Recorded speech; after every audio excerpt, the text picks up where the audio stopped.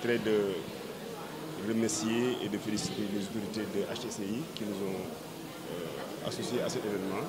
Je pense que ce sont des initiatives à encourager. Ce sont des félicitations qu'il faut les adresser, d'autant plus que c'est un élément qui peut motiver davantage et puis encourager les managers que nous sommes à mieux faire. Alors, c'est l'occasion pour moi de remercier également et de féliciter les autres récipiendaires, à savoir AMSA Assurance, la CBAO, WEB et nous-mêmes.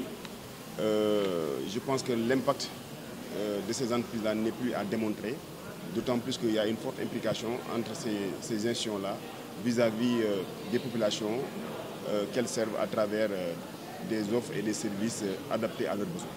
J'avoue que les réflexions ont été très pointues. Les étudiants, pour la plupart qui sont en première et deuxième année, s'ils nous produisent des résultats de cette qualité, véritablement, c'est l'occasion de féliciter les autorités de HTCI.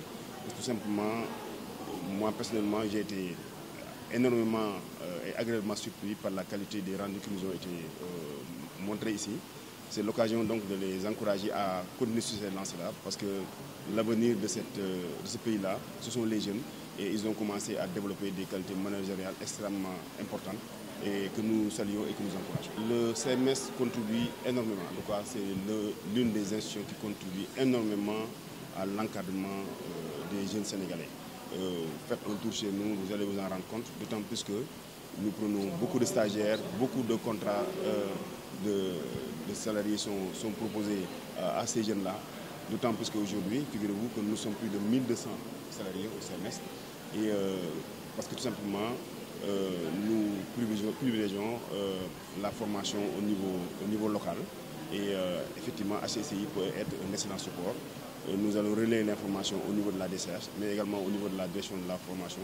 Mais globalement, c'est le décideur ultime, à savoir le directeur général, pour lui faire savoir que véritablement que nous avons ici un creuset d'excellence et que demain, la chance pourra véritablement les être accordée. Et pourquoi pas, nouer même une convention entre la direction de la formation et HTCI pour que dans un partenariat gagnant-gagnant, que les étudiants fassent des stages chez nous, que nous autres aussi, qui avons besoin d'être beaucoup plus performants, de venir dans le cadre de ce que nous faisons tous les jours, de venir nous renforcer au niveau de HTCI. Pour revenir sur le thème de l'observatoire de l'entreprise, je prends la manie et tout ce qui se fait et se repose, et nous rendons cela à notre président de réseau. Parce qu'il faut aussi savoir que HECI, Université internationale, n'est pas simplement présente au niveau du Sénégal. Nous sommes un réseau qui existe au niveau de plusieurs pays africains et dans les 10 villes du Maroc. Donc, ce que nous faisons et le savoir-faire de ce que nous faisons, nous l'avons pris de notre président, qui est en même temps notre président leader, notre président de leadership, et qui est en même temps notre parent.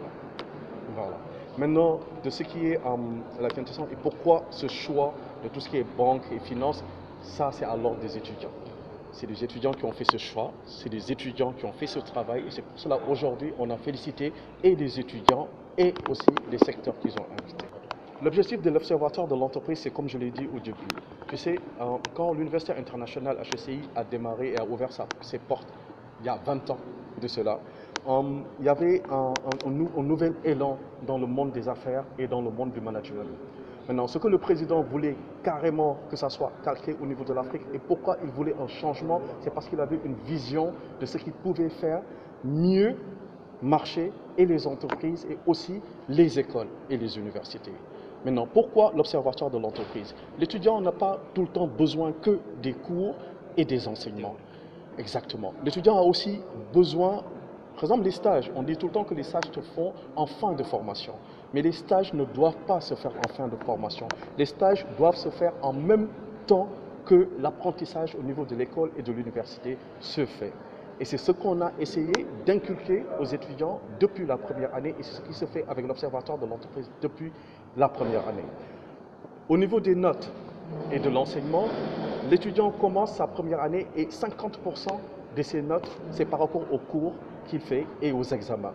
Et 50 autres % de ses notes, c'est par rapport à l'Observatoire de l'entreprise. Donc l'étudiant choisit un secteur donné, des entreprises données, ils vont sur le terrain, Donc ils apprennent et le travail d'équipe, mais beaucoup plus important, ils apprennent à être calés à ces structures-là.